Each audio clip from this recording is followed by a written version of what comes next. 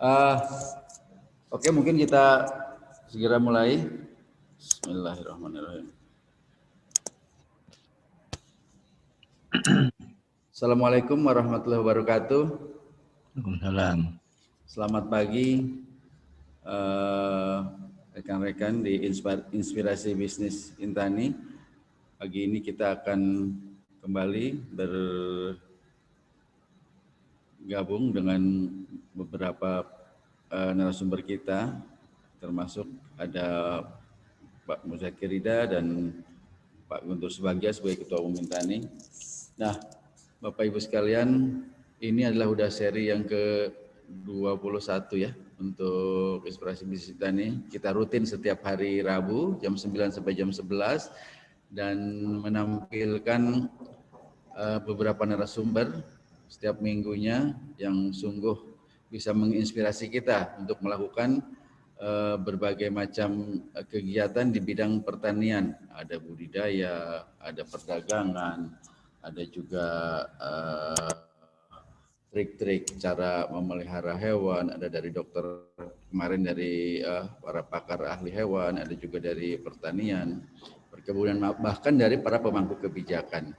Ini suatu hal yang sangat menarik dan luar biasa, semoga bisa menginspirasi rekan-rekan Intaners yang bergabung setiap Rabu. Seperti biasa pagi ini setiap hari Rabu banyak sekali peserta, kita bisa lihat dari beberapa daerah yang sudah bisa bergabung dari ujung Sumatera sana sampai dengan di Nusa Tenggara Timur. Mudah-mudahan pagi ini rekan-rekan yang di NTT sudah bisa bergabung, karena kami minggu kemarin sempat kehilangan karena beliau-beliau saudara-saudara kita di NTT masih terkena musibah. Mungkin itu, dan pagi ini kita bersama dengan Bapak Muzakir Ridha. Saya kenalnya, dipanggilnya Pak Zakir ya, atau Bang Zakir biasanya. Ini beliau salah satu praktisi di beberapa bidang, termasuk diantaranya beliau adalah pegiat koperasi. Sekarang masih di Dekopin, Pak Zakir? Masih ya, masih ya? Masih di Dekopin ya. Masih di Dekopin ya? Iya. Oh, hebat ini pegiat koperasi. Namun pagi ini beliau akan kita ajak berbincang-bincang untuk yang berkaitan dengan bisnis aquaponik. Apakah itu, seperti apa? Biarlah nanti beliau yang cerita bagaimana serta seberapa menariknya. Nah, pagi ini seperti biasa kami mengundang Pak Guntur untuk kembali bergabung dengan kami untuk memberikan arahan atau sambutan di pembuka acara. Tapi beliau tadi masih di perjalanan menuju, sudah di Parung Kuda Sukabumi, masih menuju ke Sukabumi, Cianjur dan sekitarnya di perjalanan. Pak Guntur sudah bisa bergabung?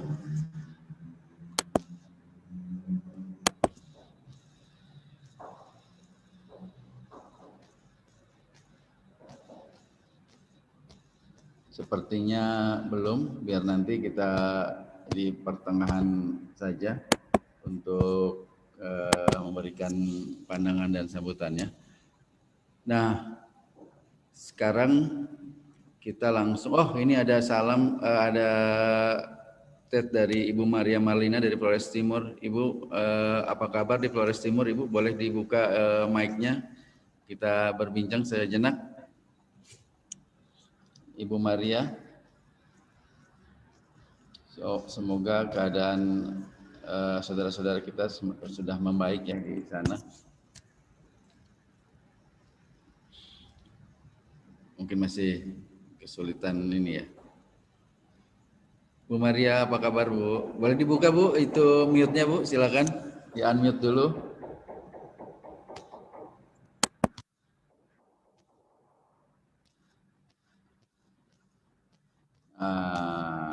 Yang tanda mikrofonnya Bu, silakan.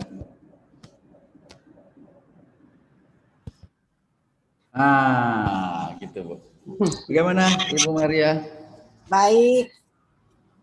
Wah, ini Bu Maria yang sangat rajin rutin mengikuti acara kita setiap hari Rabu. Turut Ya, berduka Ibu, saudara-saudara di Flores. Keadaan bagaimana Bu? Apa Ibu terdampak kah? tidak, tidak. Tidak ya, alhamdulillah. Kami karena dipisahkan oleh laut.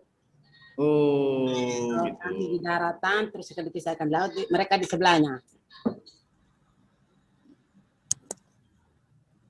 Memang berdampak cuma hanya air. Air ya Bu. Ya, kita hanya imbasan. Tapi kalau yang di Adunara memang di pusatnya memang. Iya, baik. Ya, semoga saja rekan-rekan di Flores Timur, di Nusa Tenggara Timur semua, baik di Adonara ataupun di mana, segera bisa mendapat bantuan selayaknya bisa kembali sehat, dan kita ucapkan turut berduka. Terima kasih Bu Maria, sehat-sehat selalu buat rekan-rekan di sana. Oke, mungkin kita bisa langsung mulai, Bapak dan Ibu sekalian, sahabat Intaners, kita ikuti paparan dari Pak Muzakir Rida. Dan silakan Pak Muzakir untuk menayangkan paparannya, kita akan segera mulai.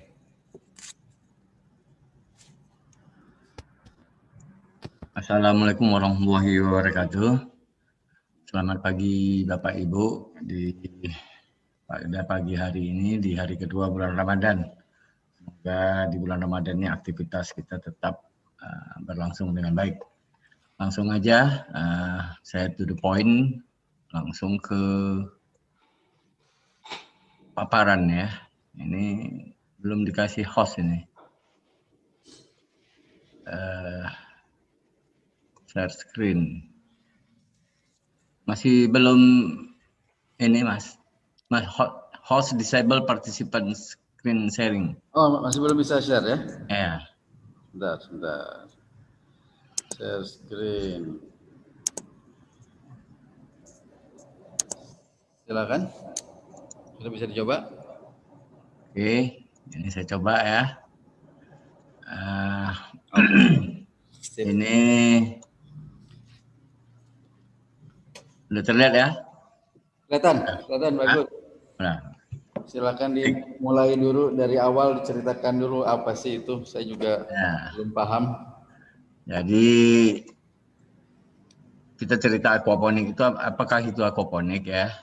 Jadi aquaponik ini adalah satu bentuk pertanian yang sebenarnya sudah dilakukan sejak lama.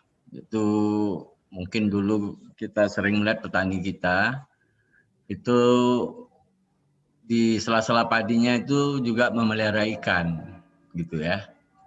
Jadi mungkin sebelum lahan pertanian kita banyak tercemar oleh pestisida, ya ikan dengan padi itu selalu digabungkan dalam satu lahan. Jadi intinya ya pemeliharaan ikan dengan budidaya tanaman ya.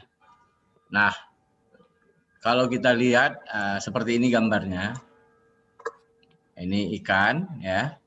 Nah, ikan itu ada makanan yang kita berikan, itu tidak semua dimakan ya. Kemudian ada pupnya ya, pupnya. Nah ini dua-dua ini akan menghasilkan amonia dan membusuk gitu. Jadi setiap ada kotoran seperti ini, ada amonia di sini, maka wajib hukumnya itu akan ada bakteri di pembusuk ya, untuk mengubah amonia ini.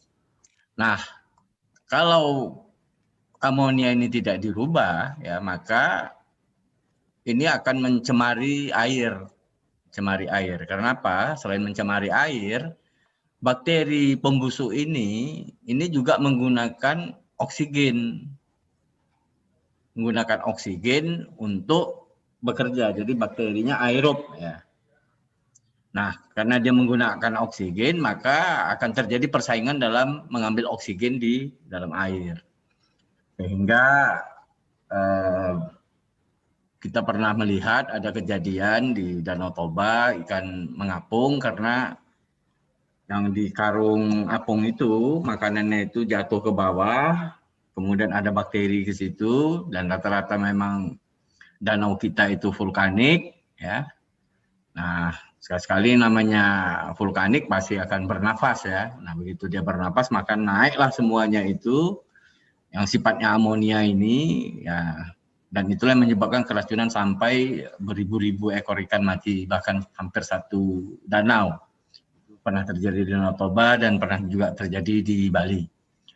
Nah, aquaponik ini yang meniru sistem lama kita itu, yang bertanam padi dengan ikan itu, ini kotorannya ini ditarik ke atas, ya. Jadi kita tidak menghilangkan bakteri ini, tidak menghilangkan, cuman memindahkan bakteri ini ke tempat yang semestinya. Ya, jadi tempatnya semestinya itu yang ada bakteri yaitu di luar air, ya, sehingga tidak terjadi perebutan oksigen di sini dan tidak membuat air menjadi jenuh dengan amonia. Nah, bakteri yang ada itu ada dua bakteri yang utama, itu bakteri Nitrosomonas dan bakteri Nitrobacter. Nah, ini merubah amonia menjadi nitrit, kemudian Nitrobacter merubah nitrit menjadi nitrat. Jadi, sebagaimana kita ketahui, unsur hara makro itu kan NPK, Bu, ya. Jadi, nitrogen, fosfat, dan kalsium. Itu yang dikonsumsi oleh tanaman itu sejumlahnya banyak. Nah, jadi tanaman ini itu tidak saja menerima manfaat ya dari kayanya nitrat ya yang dihasilkan tadi oleh bakteri tadi, tapi juga menyaring nitrat ini. Ya, menyaring nitrat ini sehingga tidak jenuh dalam air. Jadi tidak cuman berfungsi ya dia menikmati fungsinya, tapi juga dia berfungsi sebagai penyaring.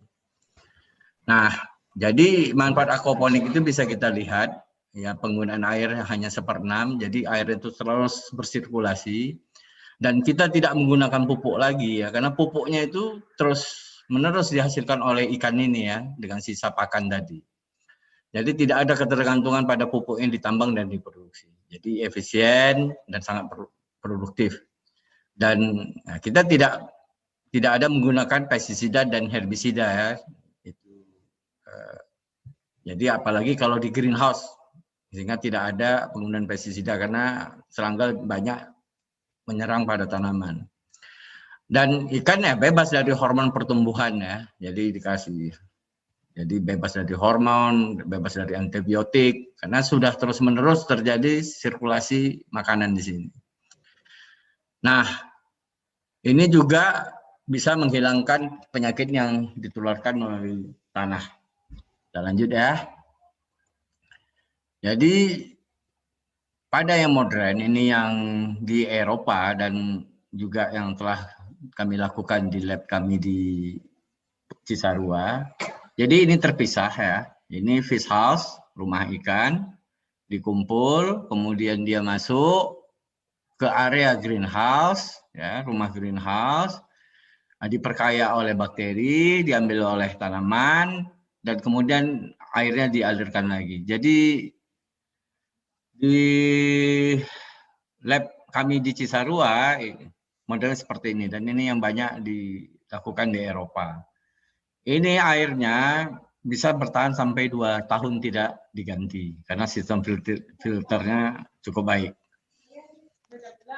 Nah, sekarang ini dicoba untuk memasukkan program aquaponik ini kepada siswa, baik siswa SMK maupun pondok-pondok pesantren atau sekolah lain gitu ya.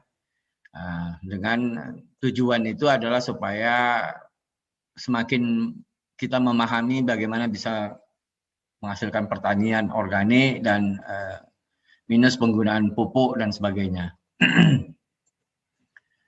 Nah, ini bentuknya yang kalau memakai greenhouse, ini di Gunung Kidul ini. Ya. Nah, begini dia bentuknya. Ini ada styrofoam, nampak ya styrofoam ini. Nah, ini rumah greenhouse plastik UV dan ini dindingnya dari kawat nyamuk nilon nyamuk. Nah, nanti ditanam tanamannya seperti ini dia. Nah, ini tumbuh di sini. Nah, ini bahkan kita bisa buat aquaponik ini di atas bangunan. Tapi ya bangunannya ini mesti dihitung-hitung ya, karena 1 meter kubik air itu hampir 1 ton kalau nggak salah. 1000 meter kubik air itu bisa 1 ton. Jadi kalau di sini ada 20 kolam aja 3000 meter kubik, ya kekuatan atap ini harus diperhitungkan. Tapi ini atap ya. Nah, pada malam hari ini dikasih greenhouse, dikasih lampu UV nih, lampu UV ultraviolet, sehingga malam pun tanaman itu dipacu untuk terus tumbuh, jadi tidak tergantung matahari. Bahkan di daerah pegunungan yang mungkin kekurangan mendung, lagi mendung, nggak ada matahari, kita bisa hidupkan lampu UV ini untuk memacu pertumbuhan tanaman. Pak Zakir, itu tadi gambar di atas, bisa di atap itu ya? Bisa di atap, Pak. Ini atap. Oh iya. Ini atap. Oke. Ini bisa, kalau nggak punya lahan bisa digunakan juga ya? Nah, pada dasarnya ya bisa compact Pak ya, bisa compact, bisa dirubah-rubah. Kemudian kalau bosan bisa dibongkar ulang, dipasang kembali di tempat lain. Maka itu itulah salah satu keuntungannya menggunakan baja ringan. Nah, kita lanjut Pak ya. Nah, ini yang dilaksanakan di salah satu pesantren di Sukabumi. Kita putar untuk lihat lebih jelas seperti apa sistemnya itu. Nah, ini di bawahnya ikan ya. Nah, ini pesantren ini mencampur berbagai macam ikan. Nah, ini ada ikan nila kecil-kecil. Nah, ini baru mereka isi tanamannya. Ini di sini mereka pergunakan langsung tanpa meja pembibitan. Nah, itu air ditarik, masuk filter, kemudian, nah pesantren ini lebih sederhana kita buat. Dia pakai asbes. Asbes yang tentu saja yang jangan asbes yang apa itu, tapi asbes yang materialnya ada plastiknya. Nah, ini anak-anak pesantren eksperimen, coba bertanam langsung pakai rakit di kolam lele itu ya, karena lele ini enggak terlalu apa dengan akar tanaman. Kita lihat hasil uji coba mereka. Nah, ini sudah tumbuh. Sudah tumbuh nih. Ini tanaman yang baru dipindah beberapa, sudah seminggu keluar daun 4 dipindah.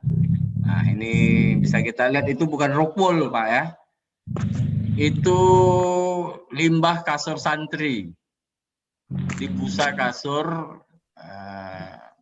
santri itu udah limbah. Kalau pesantrennya udah 4000 santrinya, jadi ada santri lulus tinggal di kasur. Nah, biasanya selama ini dibuang. Kemudian ada santri bilang, ini bisa nggak kita ganti sebagai rockwool lah, kita coba. Nah, ternyata tumbuh ya. Sampai sejauh ini pertumbuhan tanaman di atas limbah kasur, busa kasur santri ini meja pembibitannya dari busa kasur santri. Jadi tidak menjadi limbah lagi. Biasanya kan dari gabus Pak Zakir ya? Dari rockwool, Mas. Oh, rockwool. Rockwool itu mahal.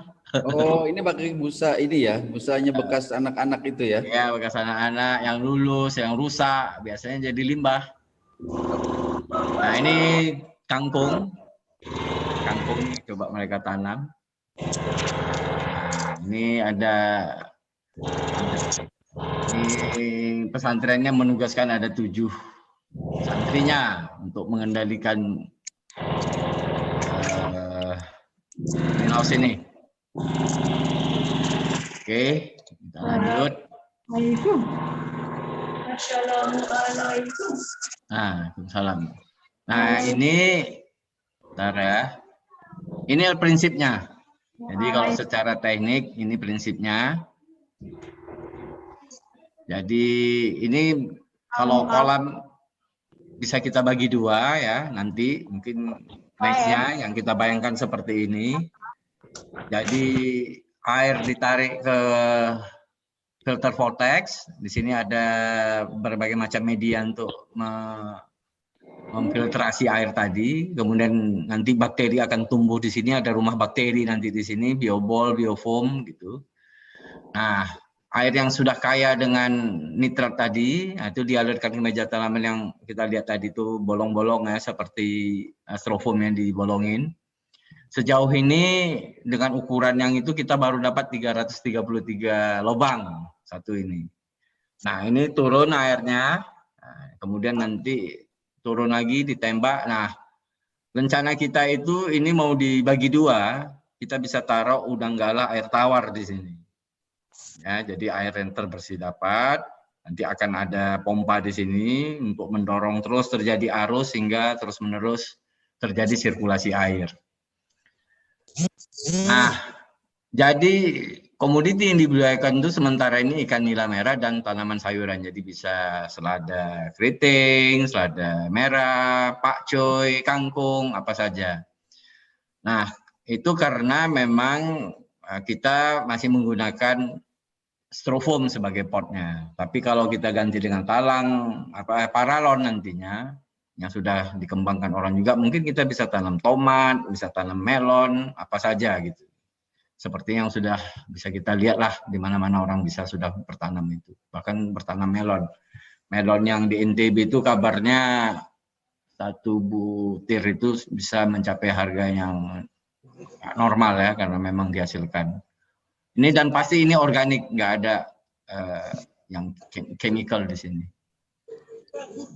Nah, ini sekedar tinjauan pasar di sini ya. Selada keriting yang organik itu harganya 12.000 per 1/5 kilo, berarti 1 kilo 60.000. Ini di salah satu Tokopedia online. Kalau di kebun kita yang di Cisarua ini diambil 23.000 per kilo. Ini selada keriting ini. Nah, ikan nila merah ini dijual juga di Tokopedia, ada yang jual 30.000. Mungkin dia kalau tidak bersihkan, ada yang jual 40.000, dia bersihkan kepala dengan isi perut. Tapi pengepul datang ke kebun kita tuh mengambil dengan harga 25.000 per kilo. Jadi dengan 1 kilo isi 5 ekor, 4 atau 5 ekor. Jadi sekitar 200 sampai 250 gram. Ini pasarnya yang ada di Jabodetabek. Nah, ini mungkin analisa usahanya. Jadi ini yang kita bikin ini beras mungkin ada sewa lahan di sini. Ada pemasangan listrik baru, pengeboran air gitu ya. Dengan persiapan pekerjaan greenhouse-nya sebenarnya murah, persiapan pekerjaan lahan dan yang lain-lain yang tidak yang 214 ini yang tidak terduga apa saja yang ada di situ. Karena pernah kita bangun ternyata lahannya batu sebesar-besar meja ini yang mesti diangkat, tentu saja menggunakan alat berat. Jadi ini masih bisa berubah. Jadi normalnya dia 470 juta dengan greenhouse dan segala macamnya itu sudah bisa didapat 44 meja ya, 6 kali 1 kali 1. 6 kali 1 mejanya, jadi nanti tinggal air itu 80. Kalau dengan seperti tadi ya, dengan intensif, kemudian airnya jernih, kemudian oksigennya bisa kaya, maka logikanya 2 liter air itu bisa untuk 1 ikan. Jadi kalau misalnya 6 kali 1 kali 80 itu sekitar 480 liter ya. Nah, bagi dua aja sekitar 2.400 ekor. Taruhlah kematiannya 10%. Nah, maka bisa kita lihat ini kita beli ikan ukuran ikan ini macam-macam, ada yang dari 250 perak per ekor, tentu saja kecil dia ya, seujung jari, atau yang sudah 10 cm. Jadi berbeda-beda. Seperti apa kita mau panennya, berapa lama? Nah, kita taruh yang harga 1.250 lah ya, ini yang sudah sebesar jempol dan tingkat kematiannya juga rendah. Dan yang paling mahal itu ya pakan ini paling mahal ya. Jadi memang harus ada solusi lain. Jadi solusinya itu kita bisa bertanam pohon pepaya, kemudian ada keladi. Nah, daun pepaya itu sangat disukai oleh ikan nila ya. Karena ikan nila ini herbivora dan tidak kanibal, tidak berbeda dengan lele. Lele itu kanibal. Nah, kalau nila ini bisa makan tanaman. Jadi bisa digabung nih pakan ini. Jadi kita nanti bisa dapat pepaya, tapi daunnya bisa kita kasih ke kolam. Kemudian benih seladanya, ini harga-harga yang ada di Tokopedia, bisa dicek, mungkin bisa dapat lebih murah. Nah, ini Nitroplus ini adalah bakterinya. Kemudian ada nasa perikanan, ini juga probiotik. Kemudian ini ada juga biotan tambak, ini juga probiotik. Yang paling penting ini ada garam ikan. Garam ikan ini untuk mencegah berkembangnya jamur ya, berkembangnya jamur pada air. Kemudian metil etilen biru ini juga obat anti jamur, karena kalau udah kena jamur putih itu bisa berlanjut ikan ini tewas ya. Jadi metil etilen biru ini. Kemudian ada red blue dogs, ini juga obat jamur. Jadi kalau serangannya udah parah baru kita pakai ini. Nah, ini juga ada anti klorin. Anti klorin ini kalau kita menggunakan air pump yang menggunakan kaporit. Jadi sebelum dimasukkan ikan kita netralisir dulu. Nah, ini pegawainya tergantung berapa banyak, listriknya ya kita hitung itu semuanya kalau hidup lampu dengan semua pompa itu sekitar 3.500 watt. Jadi memang seperti itu. Nah, jadi dari 2.000 ekor ini ya kali 44 kolam kita bagi 1 kilo 5 ekor, dapatlah 17.600. Nah, kali 25.000 ini pendapatannya. Nah, penjualan sayuran ini, jadi kalau sayurannya itu bagus, maka 1 kilo itu dapat dari 20 lobang. Ya, jadi kalau ada 44 meja kali 333 lobang tadi, bagi 20 lobang, jadi kalau memang bagus nanti bisa 1 kilo 15 lobang. Tahun kalau kurus dia bisa 1 kilo 25 lobang, kita ambil rata-rata 20 lobang, inilah hasilnya 733 kilo per bulan, karena selada hijau itu umurnya 30 hari udah bisa panen. Kali 4 bulan segini hasilnya. Jadi total penjualan 4 bulan segini hasilnya. Nah, dikurangi dengan total modal kerja lagi untuk 4 bulan berikutnya, yaitu 231 juta, labanya per 4 bulan itu bisa 282 juta, ya kita bagilah 4, dapatlah 1 bulan 70 juta. Jadi kalau investasinya kita lihat ini udah angka tertinggi ekstrim ya, dengan macam-macam antisipasi, 844 ya, break even point-nya sekitar setahun dengan persentase keuntungan seperti ini. Ini ada portofolionya, ada kita buat di Sukabumi, Gunung Kidul, Ciamas, Dramaga, Tangerang, Majalaya yang di atas apa tadi, di atas bangunan. Ya, itu saja persentasenya. Mungkin bisa dilanjutkan dengan diskusi. Itu saja, Mas Andin. Yang mau balikkannya gimana nih? Oke, Mas. siap. Silakan di stop aja itunya, screen share-nya, Mbak Bayu Jakir.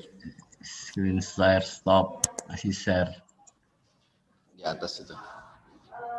Masih ada dia. Oh, you are screen stop share. Oke. Ya, terima kasih. Okay. Wah, nah, makasih Bapak Ibu atas perhatiannya. Semoga bisa kita lanjutkan dengan diskusi. Sama-sama bisa bermanfaat dan mungkin ada masukan yang pernah melakukan hal yang ini bisa menjadi masukan juga buat kami. Tuh, mau bertanya sedikit, Pak? Boleh Pak. Ini saya Mahathir Muhammad Alitus dari Majalaya, dari yang tadi Pak. Ya. At-Saqafah Nahdien Majalaya. Ya. Ingin bertanya berkaitan dengan itu kan untuk pengkondisian air, kan harus ada garam biru itu. Ya. Kemudian harus diletakkan PTT POC NASA dan PTT dan Ya. anti klorid. Ya. Nah, apakah pengkondisian air ini dengan 4 bahan tersebut harus, maksudnya tidak berurutan gitu, terkadang karena kondisi dan situasi keuangan dan sebagainya, sehingga untuk saat ini misalkan kita memberikan anti klorid dulu, nanti beberapa hari kemudian garam, baru POC NASA dan PTT, tidak berurutan gitu Pak, tidak sekalian gitu. Apakah boleh seperti itu? Kemudian jaraknya yang paling minimal tadi untuk garam itu sendiri di saat pembibitan ikan itu dimasukkan itu berapa lama minimal dan maksimalnya, Pak? Terima kasih, Pak. Oke, ini nggak mudah. Jadi yang paling penting kalau kita habis masukkan air itu kita berikan anti klorin, Pak ya. Anti klorin itu mana tahu kita ambil dari air PDAM, air sumur itu ada zat-zat yang berbahaya. Anti klorin ini menetralisir racun di air ya. Nah, setelah itu biasanya 2-3 hari baru kita kondisikan air dengan metil etilen biru dan garam. Nah, garam itu ada 2, garam ikan itu. Jadi garam ini bukan sembarang garam, jangan garam yodium, Pak ya. Garam dapur kita tuh mengandung yodium. Nah, yang kita kasih itu adalah garam yang tidak mengandung yodium. Populer itu disebut dengan garam ikan. Itu harganya itu antara 2.500 ke 5.000 gitu. Nah, itu dulu ditaruh, itu juga merupakan untuk menetralisir jamur dan penyakit. Baru kita kasih metil etilen biru 3 hari. Nah, 2 hari kemudian baru kita taruh probiotik, Pak. Probiotik itu bisa dari Nitroplus tadi, itu banyak juga di Tokopedia. Intinya melihat probiotik itu ada Nitrobacter dan Nitrosomonas. Jadi 2 bakteri itu dilihat nanti di kemasannya, cari yang termudah. Di mana kita dapat. Yang penting dalam kemasan itu ada Nitrosomonas dan Nitrobacter. Karena itulah bakteri pengubah amonia menjadi nitrit dan nitrit menjadi nitrat. Nah, setelah itu ada seminggu ya atau 3 hari lah ya. Jadi 2 hari klorin, kita kasih garam ikan metil etilen biru barang sehari 2 hari, kita taruh probiotik itu. Nah, langsung sudah bisa kasih masuk ikan. Nah, yang paling krusial itu adalah di tanaman, Pak. Jadi, kita harus menunggu bakteri itu jadi. Itu. Karena kalau bakterinya belum jadi, kita pindahkan tanaman ke meja tanam, itu tanaman menjadi kutilang dia. Kuning, tinggi, langsing. Kuning dia, Pak, menguning. Kenapa? Karena tidak ada penghasil makanan di situ karena bakterinya belum jadi. Nah, bagaimana menandakan bakteri itu sudah jadi di filter vortex kita? Itu nanti Bapak lihat mesti dilihat di filter, itu kan biobol paling bawah dengan biofoam. Kalau dia sudah mulai berlendir, itu bakterinya sudah tumbuh di situ. Itu menandakannya. Kalau itu sudah jadi, nah, baru kita pindahkan tanaman dari meja pembibitan, letakkanlah di lubang-lubang styrofoam itu. Itu Pak penjelasannya. Oke, terima kasih Bang Zakir. Ini pemaparan yang sangat jelas dan saya baru tahu nih, baru paham ternyata bisa ya dengan sistem seperti itu. Tanaman di greenhouse, kemudian di atasnya tanaman, di bawahnya adalah ikan dengan teknologi yang tadi pakai ultraviolet dan sebagainya, membuat proses menjadi optimal ya Bang Zakir ya. Kemudian di sisi hemat juga ya dari sisi air ya, penggunaan air menjadi lebih hemat. Kemudian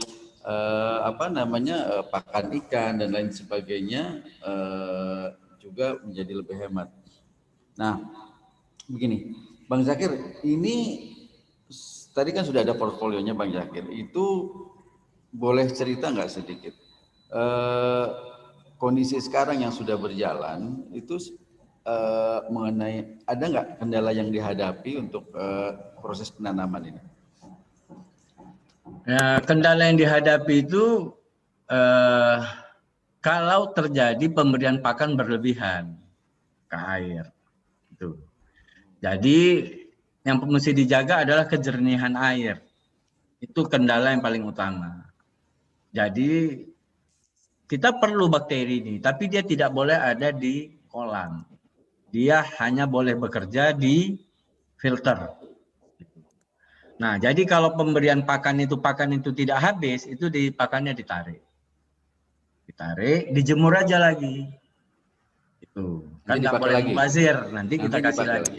Ya, itu. Jadi yang penting dijaga kejernihan air. Nah, jadi kenapa ada pompa ini? Pompa ini harus tetap hidup ya. Pompa akuarium cukup mampu lah, gitu ya. Saya ada desain yang lebih rumit, tapi kita mau memberikan supaya bisa direplikasi oleh masyarakat dan pondok. Jadi menggunakan 2 pompa, satu yang mendorong air, menciptakan arus, sehingga kotorannya semua terhisap dan dimasukkan dalam filter vortex. Gitu. Jadi tidak boleh ada kotoran di situ, sehingga tidak ada bakteri yang bekerja dan berebut oksigen dengan ikan. Jadi pemberian pakan ini yang mesti diperhatikan. Jadi pemberian pakan itu biasanya kita 4 genggam pagi. Nah, kalau kita kuat memang kasih pakan, kasih lagi. Tapi biasanya di kita supaya hemat dia 4 genggam pagi, 4 genggam sore. Nah, barulah kita cari makanan alternatifnya. Makanan alternatif itu bisa daun daun keladi ya, daun apa namanya di sini, daun talas. Kemudian bisa daun pepaya, itu yang suka dia. Gitu. Kita cacah aja, ada juga di tempat lain difermentasi dulu, dikasih E4, gitu, kasih probiotik supaya. Nah, sebenarnya ada alternatif. Ya, ada alternatif kalau itu ada di asrama, sekolah, atau di pondok pesantren. Kalau seperti Yaspida tadi, dia santrinya 4.000 orang. Jadi dapur itu menghasilkan limbah organik itu sebanyak 200 kilo per hari. Oh. Ya, itu jadi ada satu BUMDes itu menginstal maggot dengan bekerja sama dengan penjara. Jadi sampah dapur penjaranya organik itu diambil dan diolah di maggot namanya. Nah, maggot ini kalau bisa diinstal di pondok atau bekerja sama dengan pondok penjara atau pondok pesantren, maggot ini bagus. Dia mempunyai kadar protein 40%. Nah, pakan yang harganya 31% sekarang buatan pabrikan itu hampir 12.000 Pak per kilo. Nah, kalau kita bisa bikin maggot sendiri, ya, maggot sendiri dari sampah. Kalau kita anggaplah kita punya 2 kolam di rumah, sampah rumah tangga kita bisa kita ubah jadi maggot. Maggot ini bukan lalat kotor Pak, ya. Dia nggak mau hinggap di tempat yang kotor, dia nggak mau. Nah, kalau kita nggak mau mengembangkan lalatnya, kita bisa beli telur maggotnya. Ya, telur maggot itu mahal Pak, 1 gram itu 10.000 di sini, 1 gram. Nah, kalau kita bisa kembangkan ini, maggot ini bisa kita berikan kepada ikan itu kan lemaknya bagus, kadar proteinnya 40%. Nah, kalau di pondok itu dia menghasilkan macam-macam maggot ini. Dia bisa menghasilkan pupuk cair organik dari enzimnya. Itu dia. Jadi itu dijual 1 liter itu 25.000. Jadi ketika dia lagi mengolah makanan organik ini, dia mengeluarkan enzim yang bisa ditampung cairannya dan itu ditampung bisa 25.000 kita jual. Nah, ini pakan alternatif kalau bisa kita bekerja sama dengan pondok atau dengan penjara atau tempat orang-orang yang inilah menghasilkan limbah organik yang besar. Bisa juga pabrik misalnya. Jadi rata-rata pabrik makanan itu dia mau mengeluarkan sludge namanya. Nah itu hasil limbah organik itu tidak bisa dibuang begitu saja. Dia harus diolah dulu. Nah biasanya pabrik itu mengupah orang untuk mengambil limbahnya itu. Nah itu kalau dia dari pabrik bekas ciki, macam-macam itu, ciki, roti, macam-macam itu, nah itu kalau bisa dapat kerjasama dengan pabrik, ini juga bisa dipergunakan sebagai pakan alternatif bagi ikan untuk menghidupkan maggot. Mungkin itu, ada yang lain? Ya, ini ada yang recent, tadi saya lihat, sebentar.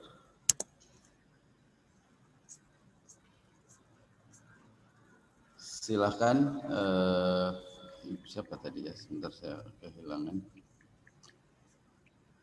Oke, saya jelaskan sedikit Bapak Ibu sekalian yang ada di chat group. Nanti setelah ini kami biasanya akan memberikan daftar hadir peserta. Di situ akan ada alamat email dan nomor handphone. Mohon diisi secara lengkap karena alamat emailnya akan dijadikan sebagai tempat kami meng-email sertifikat. Kemudian nomor handphonenya itu yang akan kami undang di grup Intani, di grup Inspirasi Bisnis Intani. Begitu mungkin Bapak Ibu sekalian. Nah, apa ada pertanyaan lagi Bapak Ibu, silakan, boleh di chat, boleh juga disampaikan langsung dengan raise hand juga boleh. Monggo silakan. Nah, sambil menunggu nih, Bang Zakir, kalau untuk pembangunannya si greenhouse-nya sendiri sampai siap ditanam itu berapa lama ya? Kalau waktu normal ya, Kalau yang seperti yang udah kita lakukan seluas 600 meter ya, untuk dapat 44 kolam, idealnya itu 45 hari lah, jangan keburu-buru. Gitu. Walaupun bisa kerjakan juga 15 hari, tapi kan terburu-buru gitu kan. Nah, 15 hari. Nah, ini kan tidak mesti bajaringan, Pak. Bisa ganti bambu, bisa ganti kayu gitu. Apa bahan yang di dekat kita. Dan skalanya kan tidak mesti 500 meter persegi, tapi juga bisa ya seberapa lahan yang bisa kita manfaatkan. Cuman kita sudah mulai bisa memanfaatkan pekarangan kita dengan aquaponik ini. Jadi yang paling penting dalam aquaponik ini tidak ada kimia. Gitu ya. Jadi kita tidak terus-menerus membeli bahan kimia yang seperti di hidroponik. Jadi bahannya itu adalah kotoran ikan tadi, kotoran ikan dan sisa makanan. Itulah yang menjadi untuk diambil oleh tanaman. Jadi tanaman ini bisalah menutup pakan tadi. Kalau kita bisa panen per bulan, nah ini bisa menutup biaya pakan. Nah, tabungan kita itu ada di ikan. Nah, jadi di kolam ini yang kita buat ini terpisah, Pak. Jadi satu kolam itu satu unit. Jadi jika ada terjadi satu serangan jamur di kolam ini, tidak segera menular ke kolam lain. Jadi berpisah, ada satu sistem satu. Jadi kalau macet filternya atau mesin pompanya gitu, itu tidak menular ke tempat yang lain. Nah, jadi ini bisa diterapkan di skala rumah tangga atau di koperasi gitu. Tapi memang idealnya ya dengan luas seperti itulah bisa kita kerjakan dengan penghasilan yang 70 juta sebulan. Wow. Ya, nah Pak Zakir itu untuk skala yang layak untuk digunakan untuk organisasi lah, bisa pesantren atau sebagainya. Ini memungkinkan nggak dilaksanakan di pekarangan atau ada luas minimal yang bisa kita untuk skala rumahan maksudnya? Ada luas minimal nggak untuk supaya masuk dari sisi hitungannya?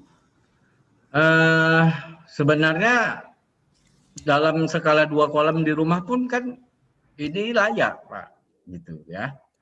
Daripada perkarangan kita tidak tidak diolah, digarap. Nah, 2 kolam isi. 2 kolam itu berapa luas berarti ya kira-kira? Kalau kolam itu tergantung Pak. Jadi 1 kali 6 itu? Ya 6 kali 1 bisa, 3 kali 1 bisa. Yang kita buat di tempat Pak Andi Malarangeng itu 4 kali 6 Pak. 4 kali 6 1 kolamnya 4 ya? kali 6 bisa satu itu. Tapi teknologinya tidak sesederhana ini. Gitu. Kita pakai high blow. Jadi tidak pakai pemberian oksigen itu tidak berdasarkan tumpahan air, tapi ditembak oksigen ke dalamnya. Pakai high blow teknologi. Jadi macam-macam. Yang saya jelaskan tadi itu skalanya untuk mudah direplikasi oleh skala rumah tangga, bahkan skala pondok lah jenis kolamnya. Jadi mau 3 kali 1, berapa yang ada, yang penting tadi ada filter, ada bakteri, ada rumah bakteri, itu aja prinsipnya. Nanti mungkin bisa kita share di makalah tadi, bisa kita share ke Bapak Ibu sekalian untuk memahami lebih lanjut. Jadi bisa skala berapa aja, Mas Anden? Ya, Gitu. Yang penting ada bakteri. Bakteri itu 2, itu juga banyak di mana-mana ada itu. Yang penting ada bakteri itu 2, Nitrosomonas, Nitrobacter. Nah, inilah yang perlu paham ya. Itu aja. Bakteri yang lain-lain itu boleh ada, tapi 2 itu yang penting, yang wajib ada di situ. Ya, itu Mas. Oke, Bang Zakir, terima kasih. Oke, sebelumnya saya sapa dulu nih, ada beberapa seperti biasa peserta kita.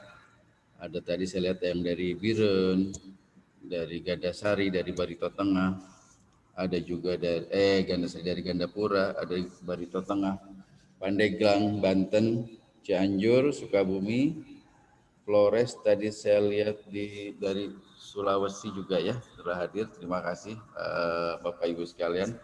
Kami sudah memberikan link absensi, Bapak Ibu mohon diisi karena di situ akan dijadikan sebagai pengiriman sertifikat. Mohon mengirim email dan nomor handphone dengan betul, jangan sampai salah. Silakan diisi. Ini ada pertanyaan lagi, tapi mungkin ini pertanyaannya sangat umum ya. Mohon info kemana memasarkan maggot segar, karena ada binaan bisa produksi tapi tidak bisa memasarkan. Nah ini dari siapa ini ya?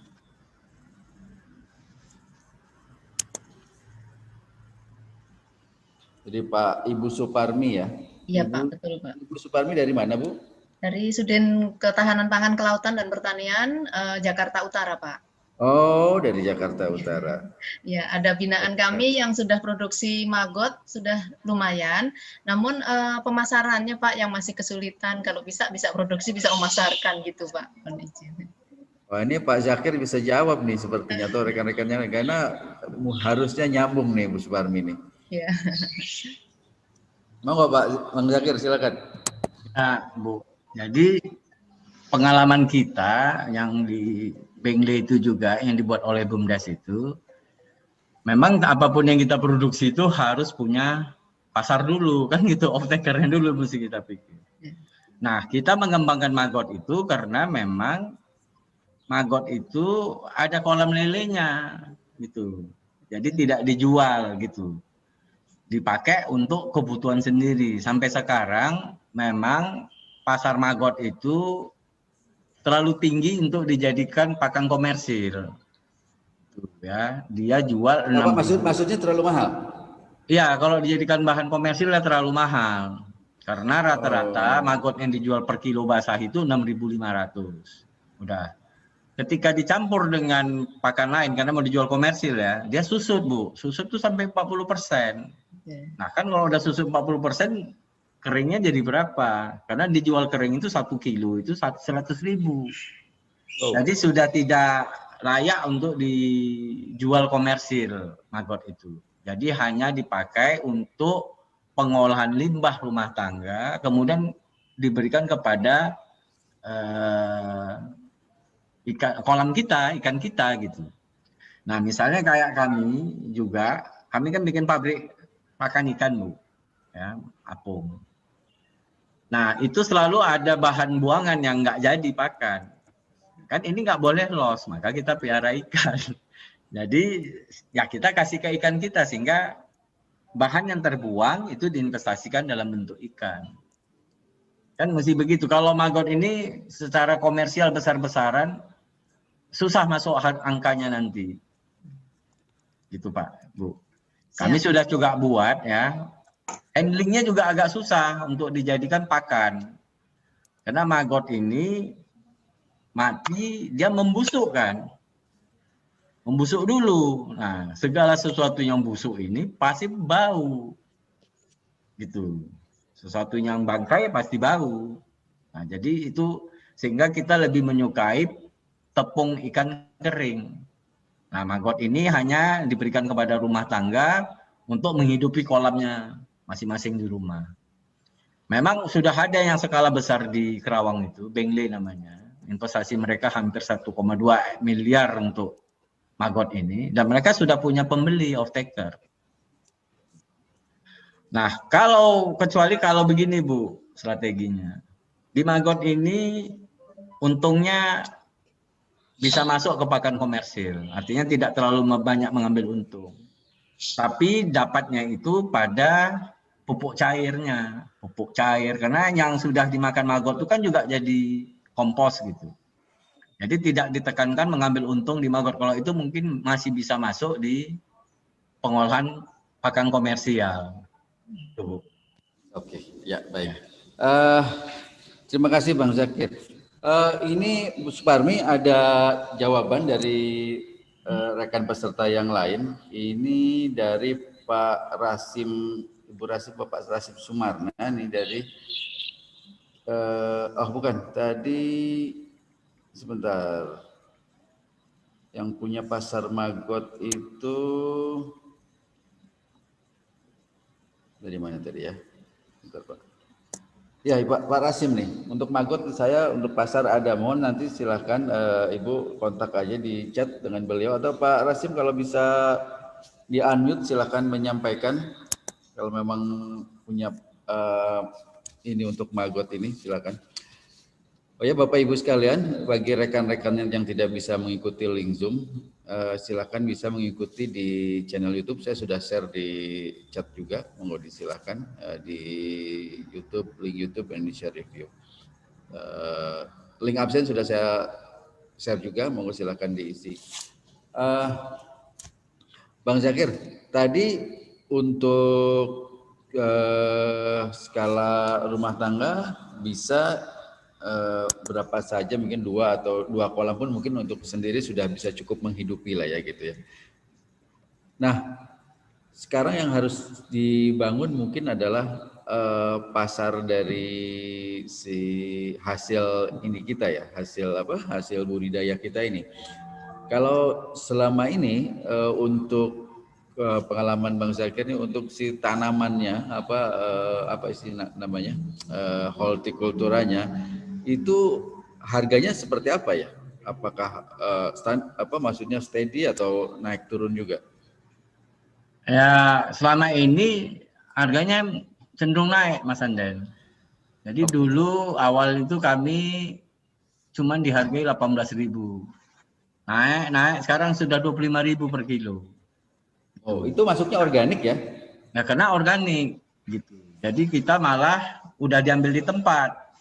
Nah, cuman kalau produksinya kecil, si pengepul ini ya, yang sudah biasa masuk supermarket tuh dia menyiapkan satu daerah tuh seperti ada hubnya gitu. Jadi kita bawa satu-satu motor gitu masuk ke dia dan dibungkus sama dia, dan harganya di supermarket langsung naik 3 kali lipat gitu.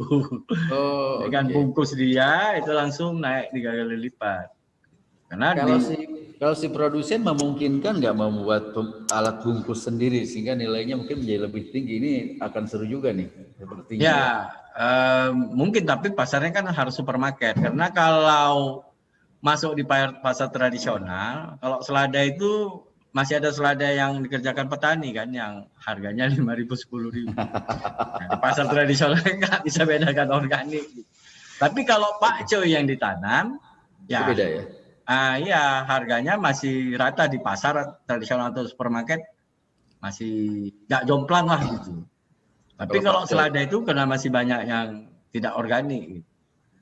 Nah, itu yang agak apa, sehingga kita bekerja sama dengan pemasok supermarket, dia ngambil. Dan kebutuhannya masih banyak sekali slotnya, Mas Anden. Masih 17 ton per hari kebutuhan selada itu untuk Jabodetabek ya. Oh, tinggi sekali ya. Tinggi sekali, yang masih belum bisa ditutup. Yang masih belum bisa ditutup. Jadi yang terbaik sebenarnya untuk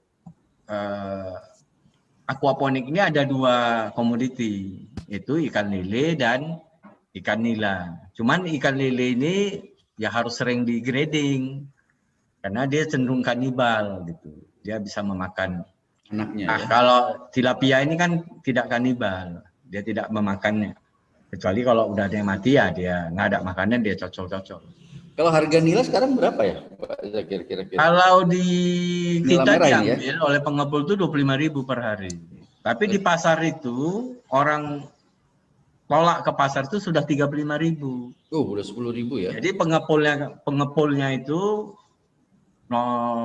beri kepada pedagang pasar itu 30 sampai 35.000. Nah, jadi kalau di rumah di online ya, jadi kita kasih dia dalam keadaan hidup, dia punya bak-bak sendiri gitu. Nah, orang pesan online, dia segar, dia olah, dia bersih kepala dengan perut, gitu, dia slice, satu itu 40 sampai 45.000 di luar ongkos kirim.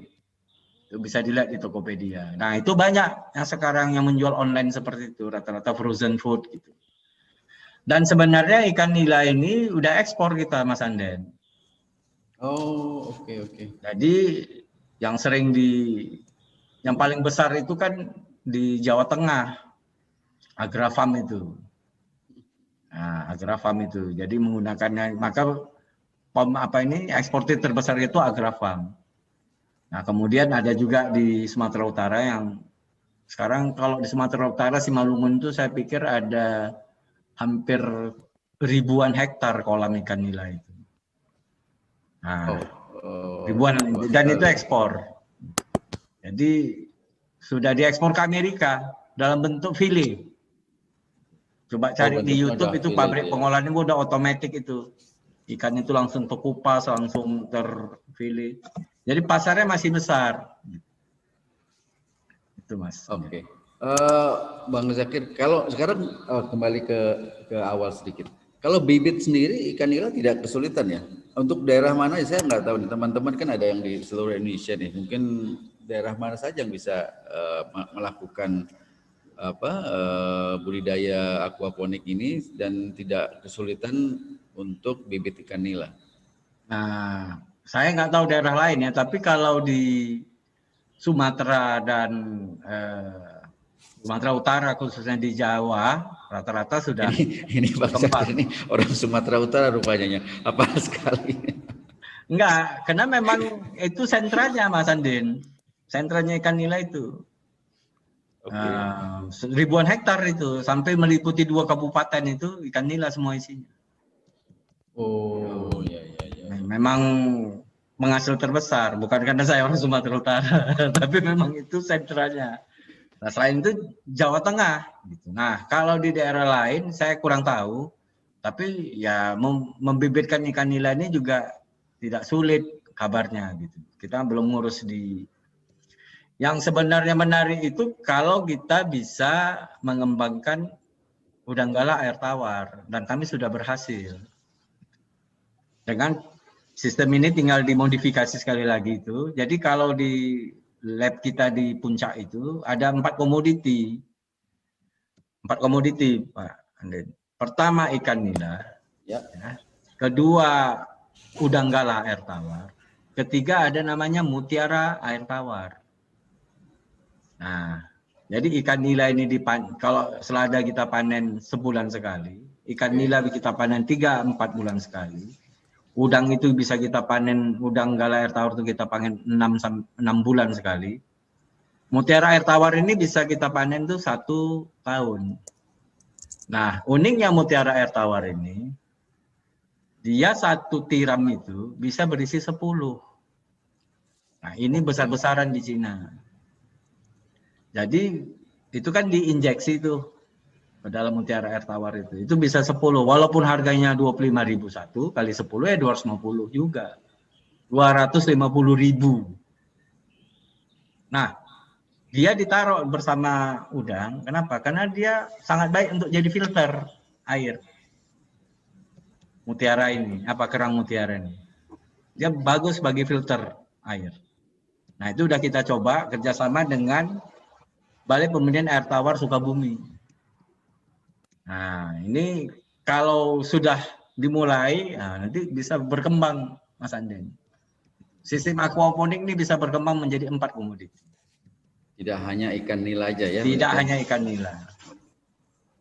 Tinggal modifikasi aliran airnya seperti apa. Nah, kita bisa bertanam sampai 4 komoditi. Oke. Terima kasih. Ini Bang Zakir ada pertanyaan lagi nih. Dari Pak Mahathir yang tadi, yang Majalaya. Izin bertanya Pak, jika budidaya aquaponik ini ingin diteliti oleh pihak tertentu, kira-kira sisi apa saja yang harus diteliti dan bagaimana? Wah, ini mungkin maksudnya apa nih? Mungkin akan... Nah, kalau mau diteliti itu adalah pengaruh probiotik. Kan probiotik itu macam-macam. Ya. Ada yang berasal dari biotan tambah, ada yang berasal dari nitroplus. Itu aja yang diteliti. Probiotik mana yang paling efektif dalam menghasilkan bakteri. Karena kuncinya ini bakteri yang bekerja ini. Yang bekerja buat kita ini bakteri, Mas. Nah, ini yang perlu diteliti. Jadi pengaruh probiotik yang ada di pasar ini mana yang paling efektif. Jadi adanya 44 kolam ini ya dijadikanlah eksperimen bareng 10 kolam. Yang ini dikasih probiotik A, yang ini B, yang ini C. Nah, kalau di tempat lain sudah dicoba antara gabus dengan selada. Ada yang pakai lele, ada yang pakai ikan mujair. Nah, itu kita lihat nanti yang mana yang lebih ekonomis. Itu juga bisa diteliti oleh pondok. Namanya kan dia kalau sudah diletakkan di pondok dia harus menjadi sarana edukasi. Ya, kalau kita jadi petani ini kan harus militan, Mas Andin.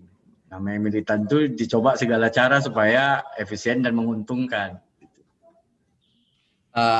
Ya, baik. Nah, ini ada pertanyaan juga dari link yang ikut di YouTube nih, Pak Zakir.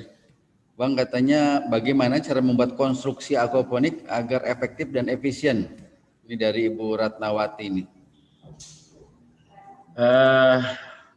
Sebenarnya yang paling efisien itu dari bajaringan ini. Pertama, umurnya itu bisa sampai 10-20 tahun. Oh, oke. Awet ya. Ya, awet ya bajaringan ini. Karena dia kan udah di coating anti karat. Pakai bambu juga efisien, tapi kan ada lifetime-nya lebih pendek, walaupun dia lebih murah kalau apalagi dari kebun sendiri. Nah, tapi ya mesti dicari bambu yang betul-betul kering, sudah macam-macam lah. Jadi yang paling efisien itu ya rangka bajaringan ini. Nah, rangka bajaringan ini bisa dipindahkan. Karena dia pakai baut, pakai apa, di lockdown dia ini kan, pada intinya, bukan dilas.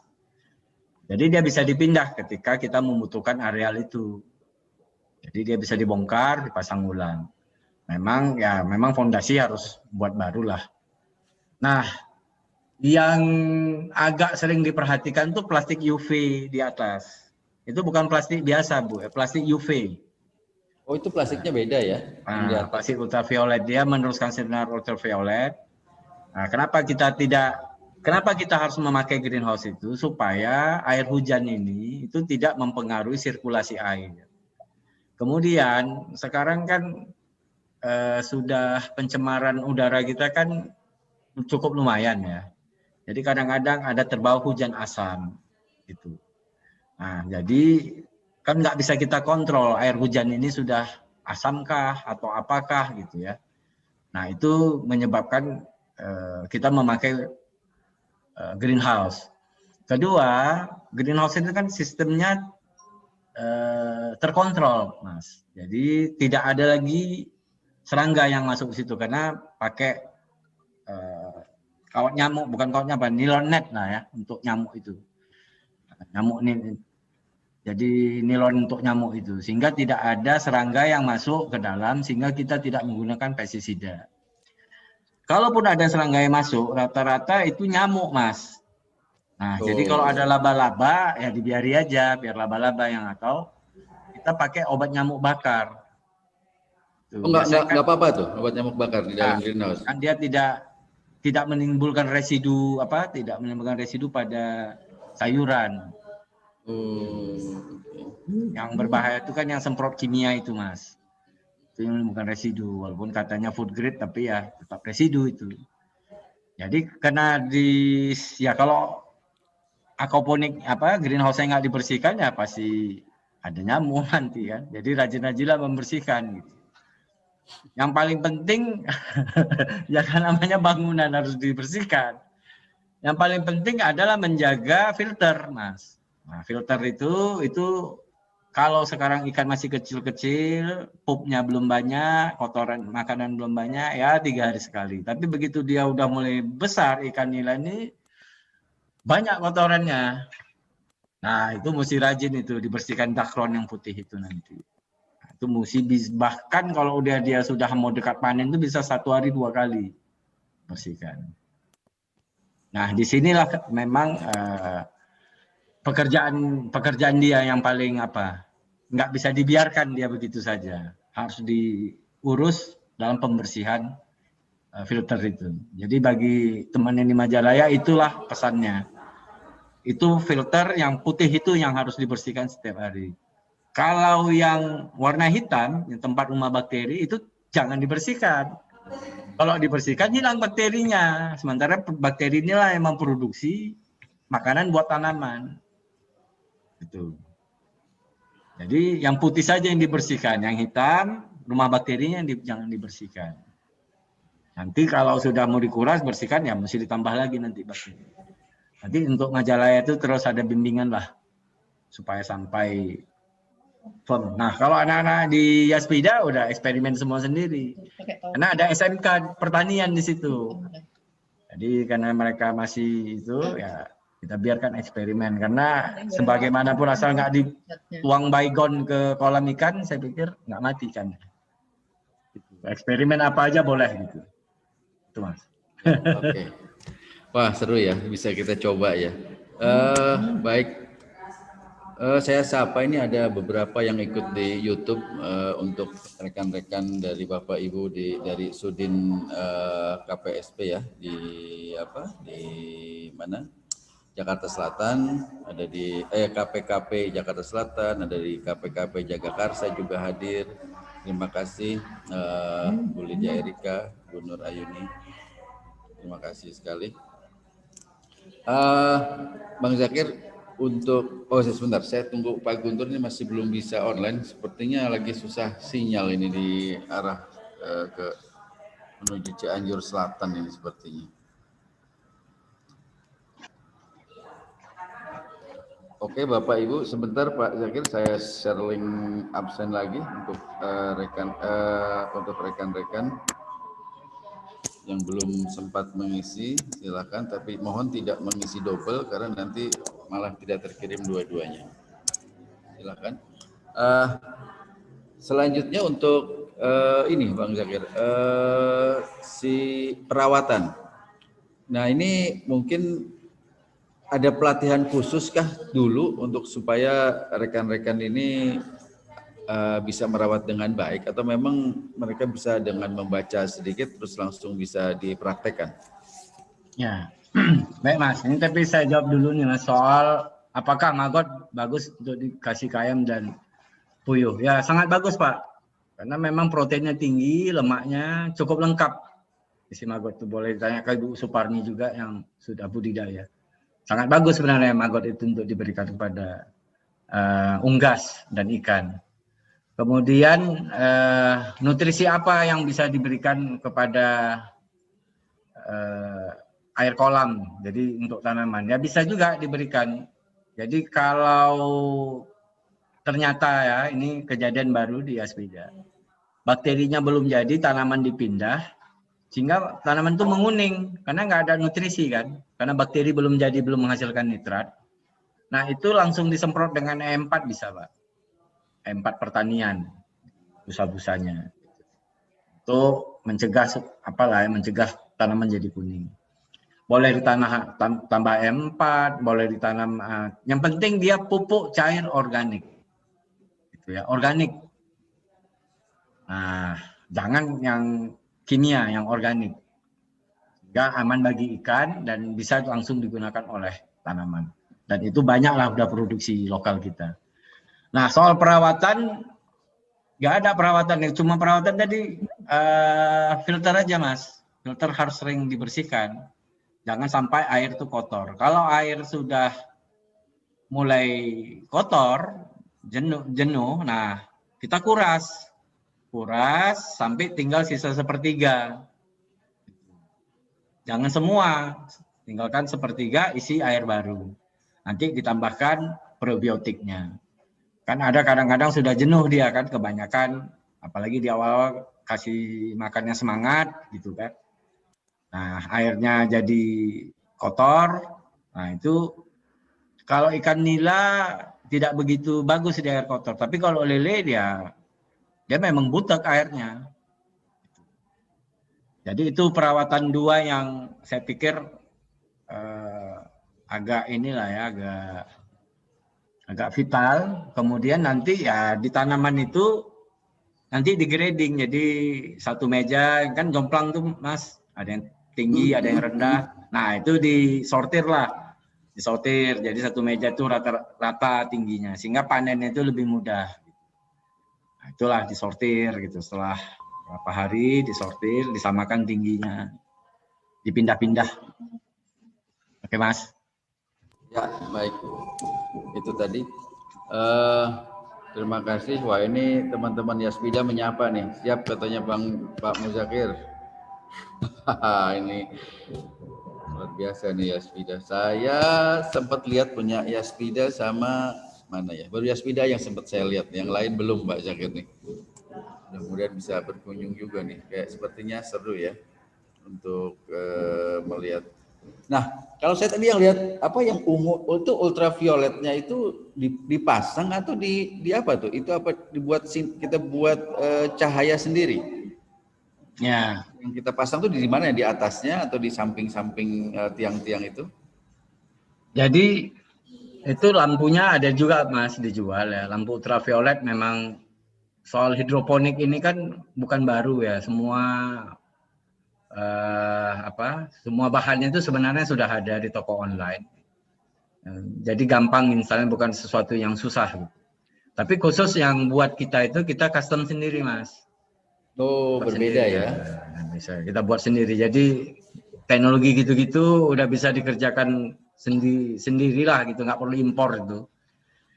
Nah kita custom pesan, nah sehingga cahayanya itu lebih lebar lah untuk kebutuhan. Tapi yang tidak custom itu banyak dijual. Itu dipasang, ya.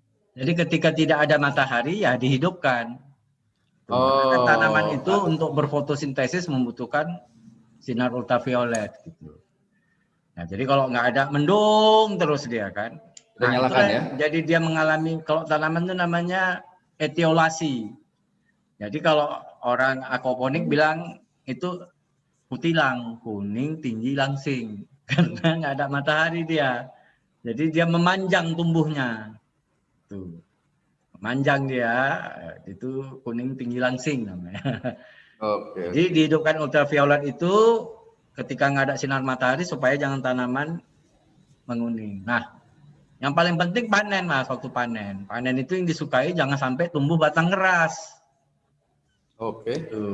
Nah, kalau tumbuh batang keras, dia memakan nutrisi lebih banyak dan pelanggannya kan kurang suka. Ya. Karena udah keras gitu. Jadi waktu panen itu jangan yang terlambat ya. Ya, jadi kan dia mau suka yang keren. Dan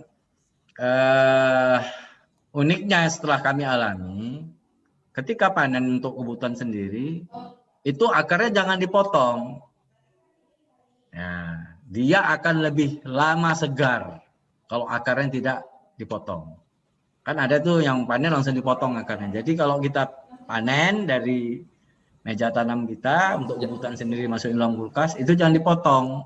Oh, bisa lebih lama segarnya ya? Bisa lebih lama segarnya. Jadi lama dia nggak layu. Ini salah satu tips lah. Kalau mau kita konsumsi sendiri atau mau kita jual. Nah, itu biasanya nggak dipotong. Dan biasanya kan masih ada busanya, masih ada rokolnya di situ gitu kan. Jadi masih ada nutrisinya. Jadi dalam perjalanan dia masih tetap segar.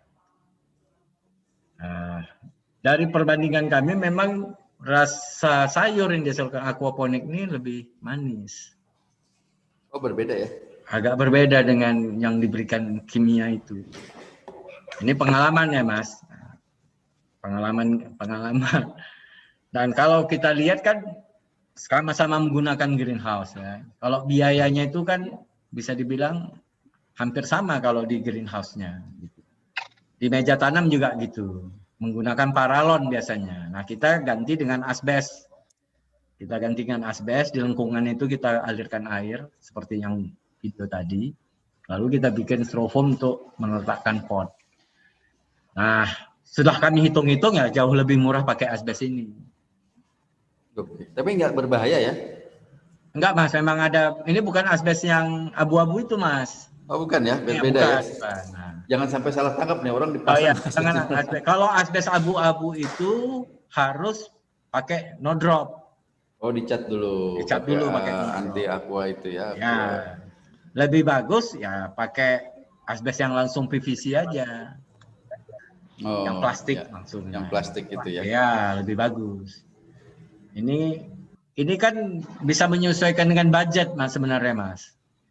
Nah, kita mau bikin fiber kolamnya boleh, mau kita pakai terpal boleh, mau pakai membran boleh, gitu loh. Tembok boleh, tembok. Nah, tembok ya? boleh, gitu. Nah, tembok juga boleh. Jadi teknologinya sesuai budget. Nah, ini menyambung nih dengan pertanyaan dari Pak Teguh Budiono nih katanya. Untuk investasi awal untuk memulai budidaya aquaponik dengan skala yang paling kecil tanpa greenhouse diperlukan biaya berapa, Pak?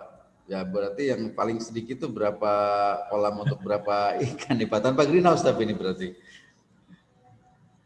Ya sebenarnya ya itu tadi aquaponik ini kan teknologinya sederhana gitu ya.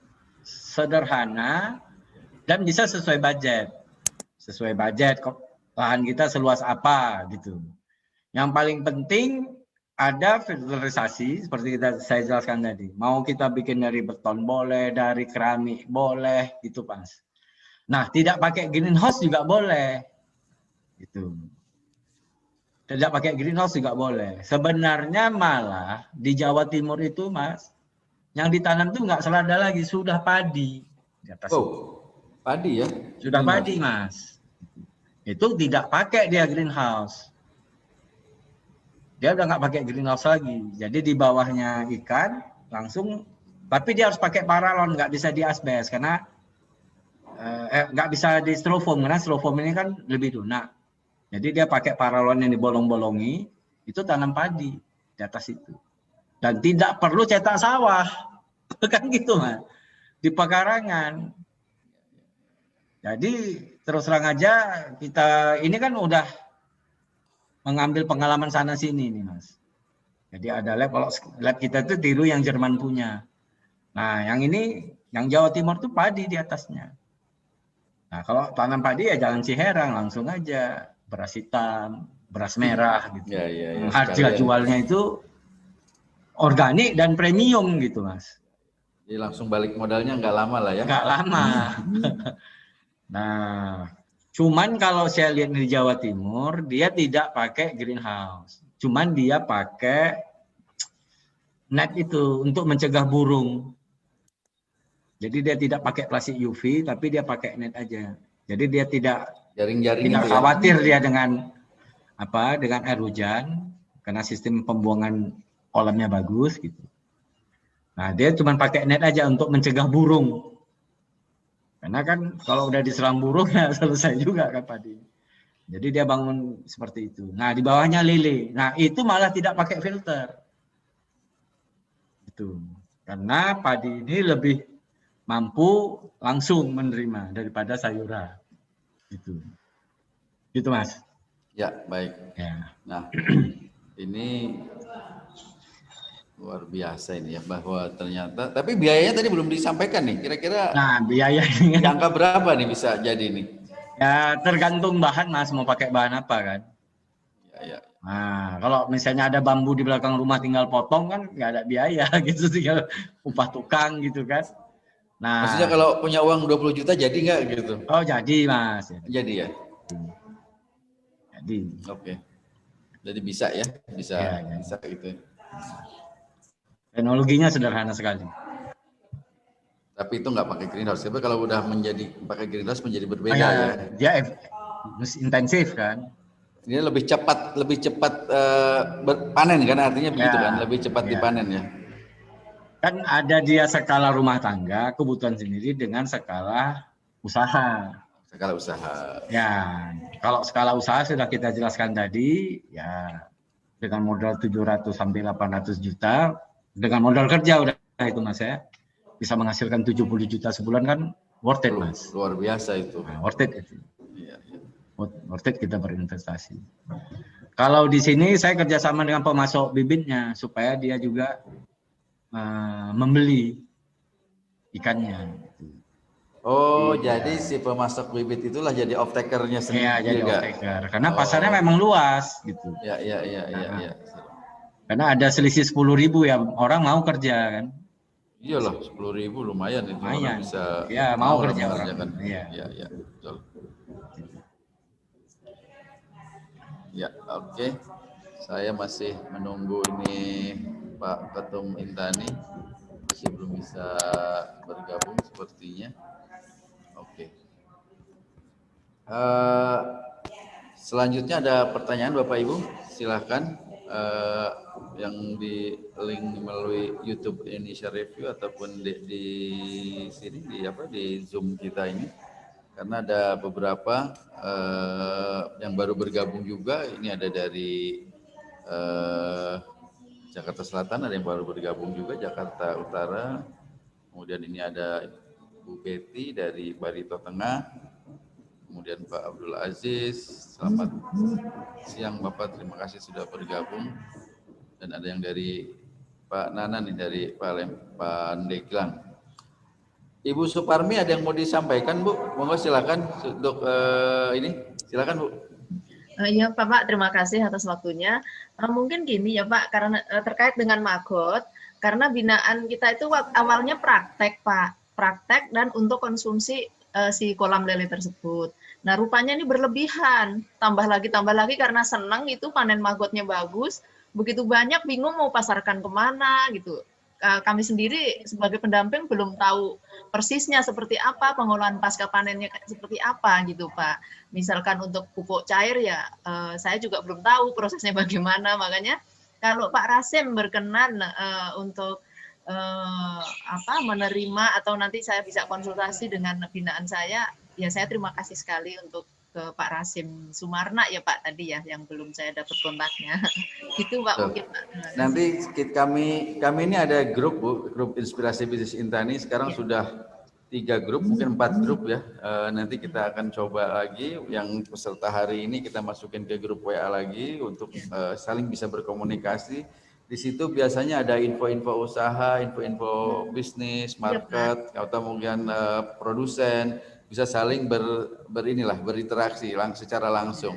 Ya betul Pak. Insya Allah bisa memudahkan proses usaha. Ada yang saling bertanya tentang budidaya, monggo silakan. Iya Pak, terima kasih sebelumnya. Mudah-mudahan ajang ini, saya juga sedang ikut, cuma belum masuk ke grup Pak. Oh oke, baik, nanti diundang lagi Ibu.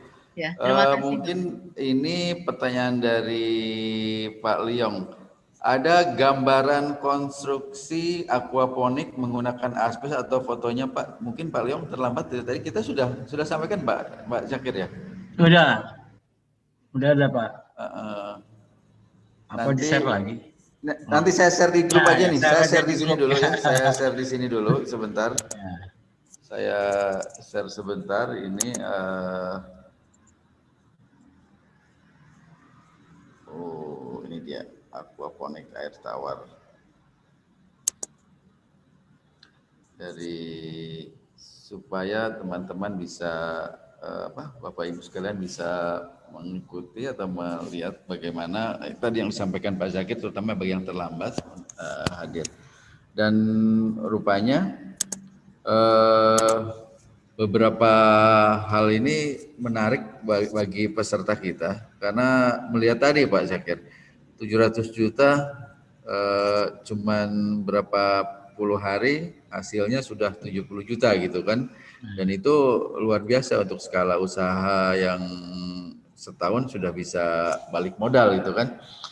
Nah ini terima kasih sekali, ini mungkin memang seharusnya kita bisa mencermati bahwa di Intan ini selalu ada inspirasi-inspirasi untuk bisnis, dan ini skalanya sangat masif nih, mungkin bisa diikuti oleh koperasi ataupun lembaga-lembaga yang memang memiliki dana ataupun memang rekan-rekan yang pengusaha-pengusaha yang sudah siap dengan dana untuk memberi untuk sejumlah itu. Nah, Bapak Ibu, ini linknya saya share ya, saya share untuk tadi yang punyanya Pak Zakir. Sebentar, ini masih baru, ada yang baru mengikuti. Mohon maaf, ini saya kebetulan hari ini sendiri karena rekan-rekan sedang ke luar kota, termasuk host kita Pak Sigit Iko yang biasanya selalu menemani kita setiap hari Rabu. Beliau juga menemani Pak Ketua Umum Pak Guntur sedang ini apa nih, kunjungan lah ya, kunjungan ke beberapa tempat. Mungkin rencananya beliau mau ke Parung Kuda di Sukabumi, Sukaraja, Cipanas, lanjut ke Kabupaten Bandung. Nah ini mudah-mudahan aja perjalanan lancar, kita akan bisa mendengarkan hasil roadshow-nya, mendengarkan hasil kunjungannya seperti apa. Dan ini sedang jalan ininya materinya, mohon ditunggu sebentar lagi di-upload ke chat. Pak Zakir, boleh ini dong Bang, kita ngobrol sedikit deh tentang Bang Zakir. Ini mulai ini dari kapan usaha aquaponik ini? Aquaponik ini sebenarnya kan bukan barang baru Mas Andina. Ya. Barang baru. Nah, cuman kita sudah kerjakan 4 tahun belakangan ini. Oh, okay. Nah, jadi udah banyak teman-teman yang lain juga buat. Ya. Cuman kita di daerahnya daerah gunung karena ada sayur, gitu. Daerah puncak. Nah, terakhir Ibu Rini Sumarno buat juga sekitar 1 hektar. Nah, kemudian ada beberapa hektar lain lah yang sudah buat sekitar ini. Sudah skalanya sudah hektar Pak, Mas Andi. Ya. Jadi bukan skala rumah tangga, sudah skalanya industri gitu. Yang sudah kita bangunkan ya buat orang. Gitu. Karena kita punya tetap skalanya lab, cuma 3.000 meter. Nah, memang ada yang sudah buat, mungkin akan kita kembangkan lagi nih. Pengaruh Ketua Intan ini sangat besar nih dalam bentuk bisa mengedukasi masyarakat, mereplikasi ya. Nah, sekarang ini spoiler aja Mas Andi. Ya. Kita sudah kembangkan untuk marine aquaponik. Air tawar, air laut. Air laut ya. Jadi isinya ikan kerapu, lobster, udang paname, dan green caviar namanya. Tapi tanamannya tetap tanaman yang biasa pokcai dan itu? Oh. Tanamannya itu sejenis rumput laut, tapi dia bentuknya itu seperti caviar itu. Telur ikan itu 1 kilo di sini itu sekitar 300.000 per kilo. Sebentar, berarti di atasnya rumput laut itu? Di dalam. Oh di dalam air kalau, dia, karena dia rumput laut. Kalau yang di atasnya apa? Bukan. Oh tetap biasa aja. Di dalam air. Fungsinya juga untuk melakukan penyaringan. Nah jadi kita sudah tanam paname, gitu ya. Jadi panamenya ini Faname ini tidak kanibal, tidak seperti udang lain. Kalau udang lain itu ketika dia berganti kulit, dia cenderung rentan Diserang. dengan temannya. Faname ini enggak kanibal. Nah, jadi kita udah kembangkan, sistemnya sama, cuman pakai air laut. Jadi isinya itu lobster, ikan kerapu, faname, dan green caviar. Nanti kapan-kapan kita kasih lah spoiler. Oke, ini selanjutnya nih. Luar Jadi biasa. jadi kenapa saya ceritakan itu? Jadi menekuni aquaponik ini bisa berkembang ke arah yang lain. Karena prinsipnya sama. Menggunakan sirkulasi air dan menciptakan ekosistem buatan. Kan bahasanya aja yang sulit, ekosistem buatan. Padahal kan enggak gitu prakteknya. Ya.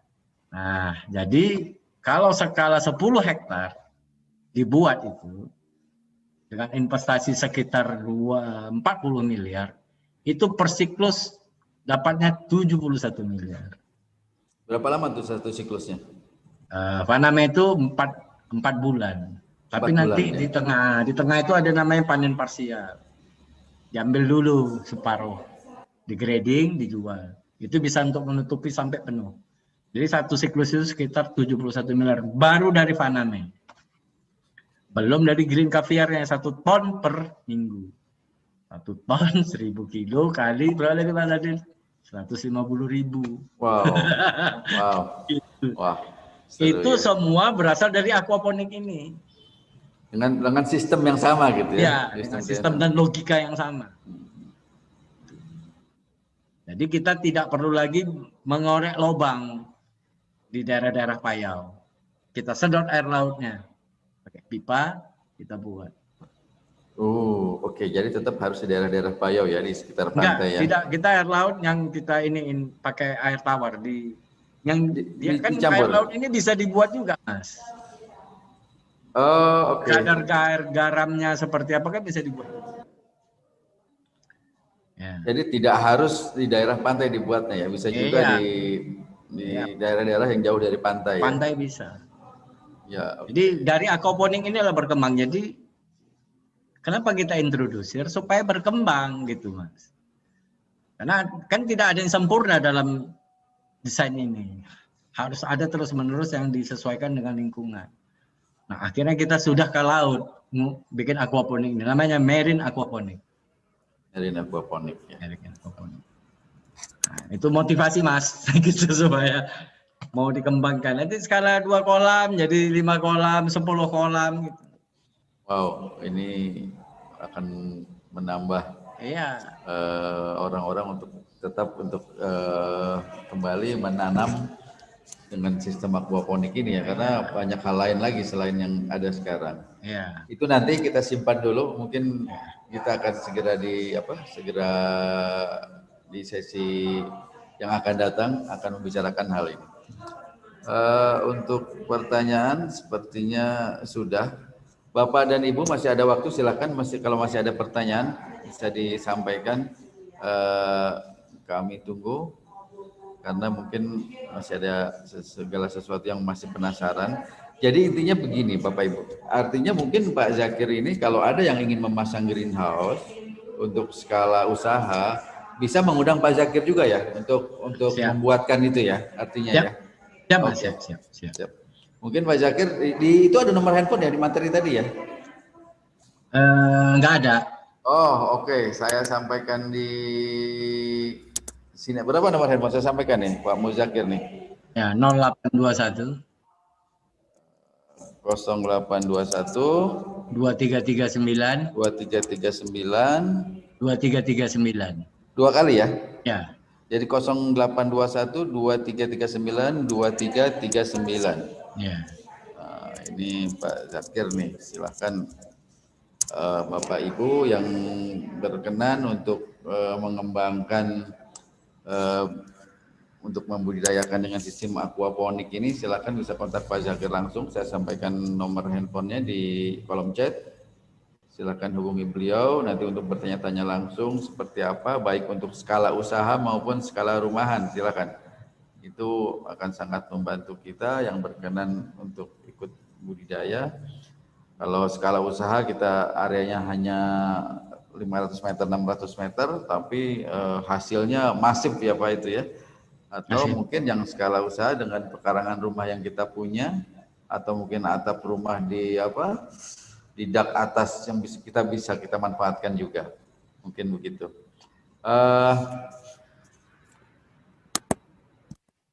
Saya harus tanya sebentar.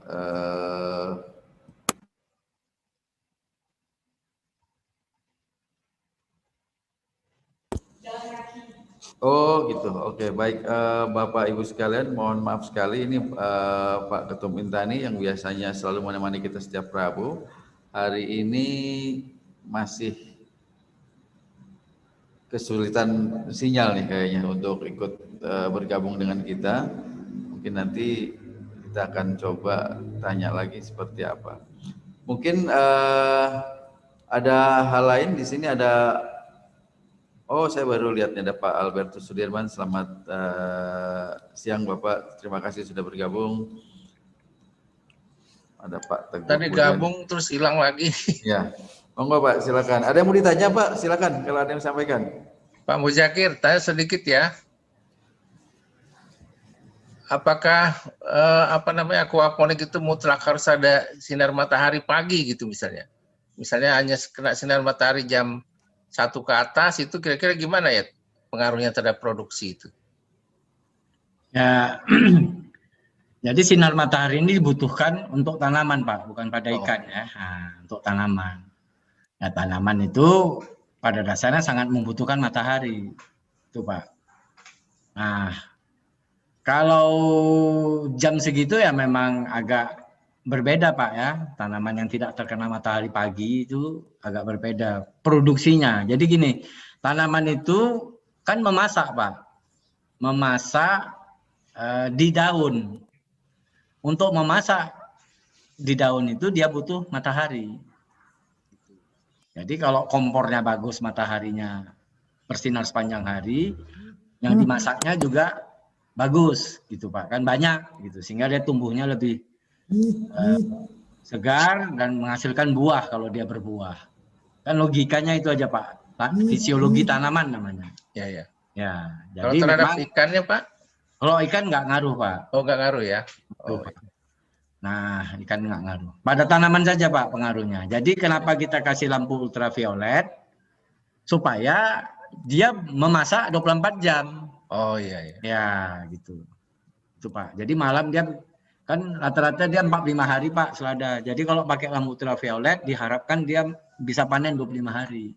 Oh iya. Ya, jadi makasih intensif. Pak. Ya, makasih. Oke, terima kasih Pak Albertus Sudirman, terima kasih sekali. Untuk yang kembali yang belum mengisi link absen, dipersilakan untuk mengisi.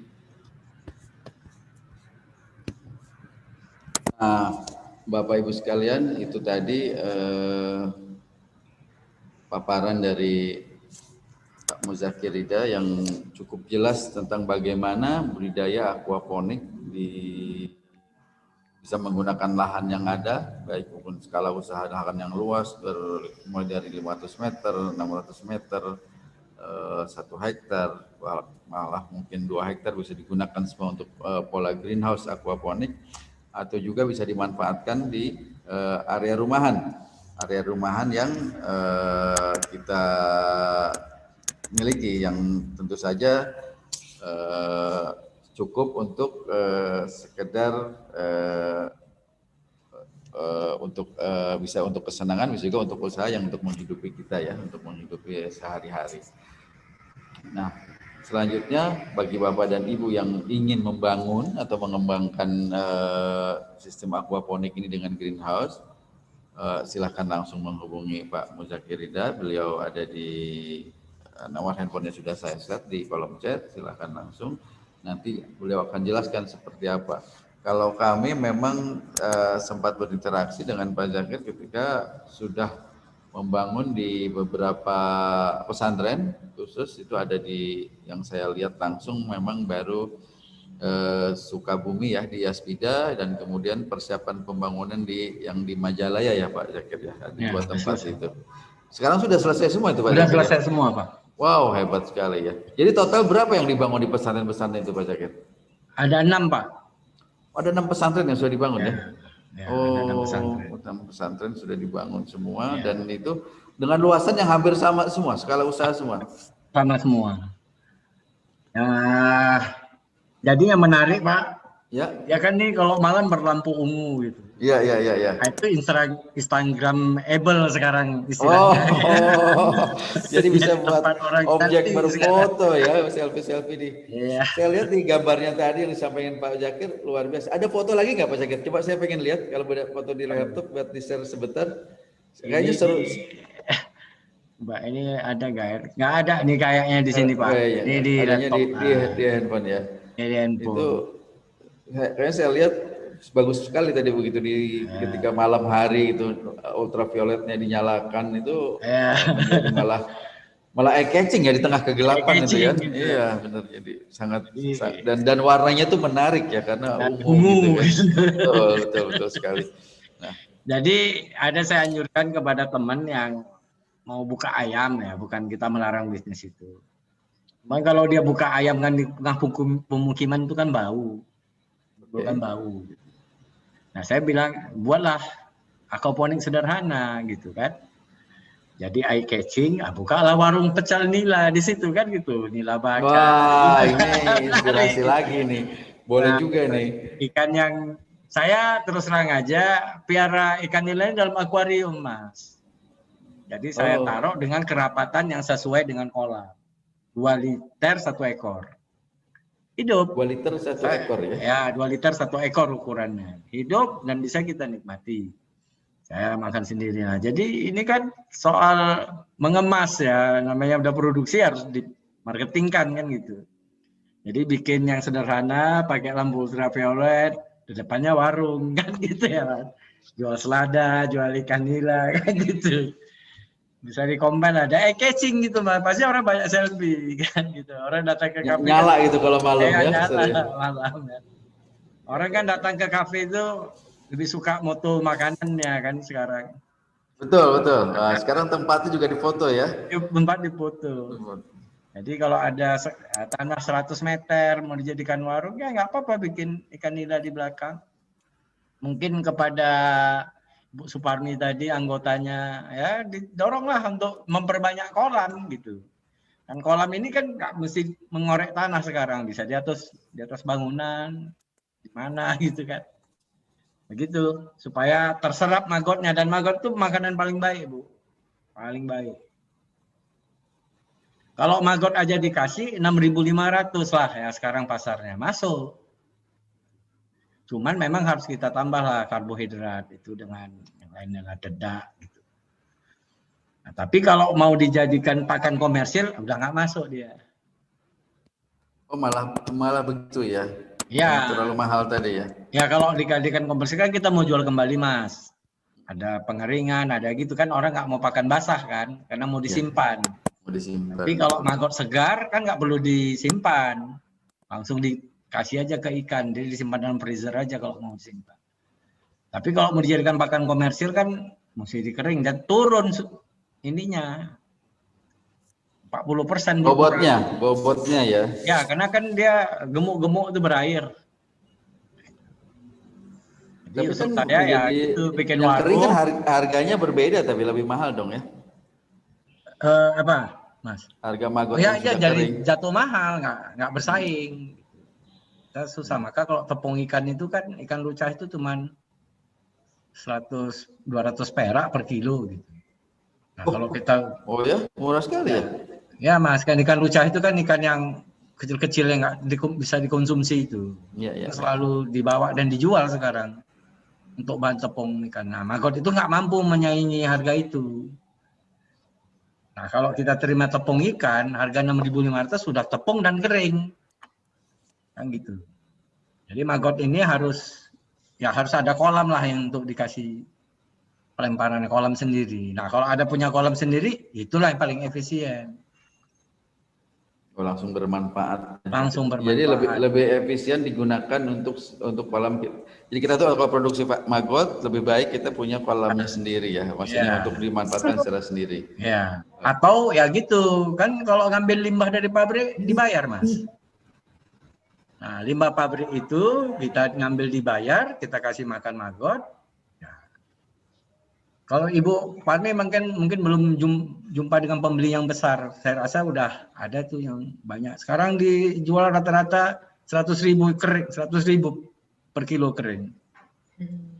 Jadi yang punya arwana segala macam ya ngasihnya maggot ini.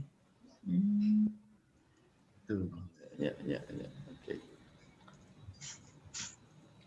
Ya, begitu Bu Suparmi. Tadi jadi kelebihannya tadi artinya buat lele ya Bu ya? Iya. Buat lele kelebihannya, tapi nanti mungkin dengan Pak Risam tadi ya Bu ya, bisa silahkan berkomunikasi. Ya, Mudah-mudahan nanti saya coba masukkan di grup Intani. Setelah ini kita akan memasukkan Bapak Ibu sekalian di grup Inspirasi Bisnis Intani supaya bisa lebih berinteraksi lagi. Dan mohon setelah masuk grup silakan aktif saja, apa yang ingin ditanya atau ada yang ingin disampaikan, kemudian tawaran-tawaran, menanyakan pasar atau mempunyai produk atau mempunyai permintaan produk, silakan saling berinteraksi di sana.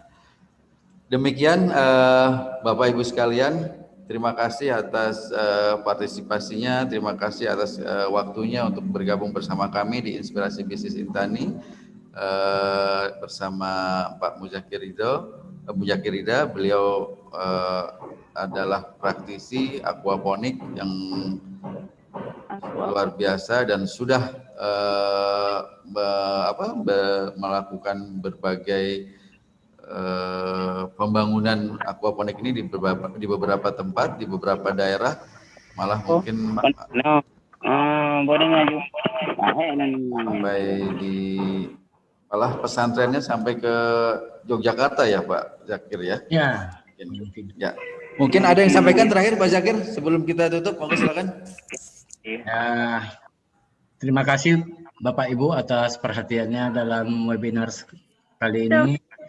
Terima kasih kepada Intani nih yang udah memberikan kesempatan untuk bagi-bagi dan diskusi soal ilmu aquaponik. Dan memang Intani ini ketua umumnya hebat nih. Bisa terus-menerus membuat seri diskusi bisnis dan semoga bisa bantu juga nih untuk perkembangan aquaponik dan mungkin aquamarine lah, Mas. Berikutnya nanti kita coba. Gila lagi nih. Kita cerita aquamarine ini ya. Jadi baik. Terima kasih sekali lagi. Jika ada kata-kata saya yang salah, saya mohon maaf. Kepada Allah saya mohon ampun. Wabillahi taufiq wal hidayah. Wassalamualaikum warahmatullahi wabarakatuh. Oke, terima kasih Bang Zakir, Bapak Muzakir Ridha. Waalaikumsalam warahmatullahi wabarakatuh. Bapak Ibu sekalian, link materi sudah saya sampaikan di kolom chat. Silakan bisa di-download sebelum ini ditutup. Kemudian absensi juga sudah saya sampaikan, silakan diisi. Dan terima kasih kepada Bu Suparmi, Pak Albertus, Pak Mahathir yang sudah bertanya, Pak Teguh Budiono, dan tentu saja bapak-bapak yang lain yang tidak bisa disebut, saya akan satu persatu. Seperti biasa, Inspirasi Bisnis Intani ini diikuti dari mulai rekan-rekan, saudara-saudara, bapak ibu kita di provinsi paling barat kita di Aceh sampai di Nusa Tenggara Timur. Mudah-mudahan Inspirasi Bisnis Intani akan terus hadir dan terus menginspirasi Bapak Ibu sekalian sehingga kita bisa mendapatkan manfaat yang lebih dan juga bisa mengaplikasikan apa yang disampaikan oleh para pembicara kita. Dan untuk kali ini, ya baik Ibu. Mohon link materi bisa di-share lagi Pak, tadi handphonenya error melulu. Aduh, link materi agak lama. Ibu mungkin nanti saya sampaikan ke ini aja, Ibu. Email aja ya, Pak. Di grup WA aja. Nanti Ibu saya invite di grup WA aja, Bu ya. Terima Baik, kasih. Ibu dari mana? KPKP mana ini, Ibu Nian? Jakarta Utara, Pak. Oh, Jakarta Utara. Oh, ya, baik, terima Pak. kasih. Terima kasih nih teman-temannya Bu Suparmi juga mungkin sepertinya ya. Banyak sekali, Bu, dan teman-teman Betul, Pak. KPKP dari Jakarta Selatan juga sudah hadir. Terima kasih Bapak Ibu sekalian. ini menemani Bapak Ibu yang dari Biren, dari Sulawesi tadi juga ada, kemudian dari Flores Timur, kemudian ada yang dari Kalimantan. Terima kasih Bapak Ibu sekalian, sekali lagi. Mudah-mudahan apa yang kita peroleh hari ini bisa bermanfaat untuk yang melaksanakan ibadah puasa. Selamat melaksanakan ibadah puasa. Semoga kita bisa mendapat berkah untuk segala kegiatan kita di bulan Ramadan ini. Terima kasih Bapak Ibu sekalian. Acara kami tutup. Wassalamualaikum warahmatullahi wabarakatuh. Waalaikumsalam warahmatullahi wabarakatuh. Wabarakatuh.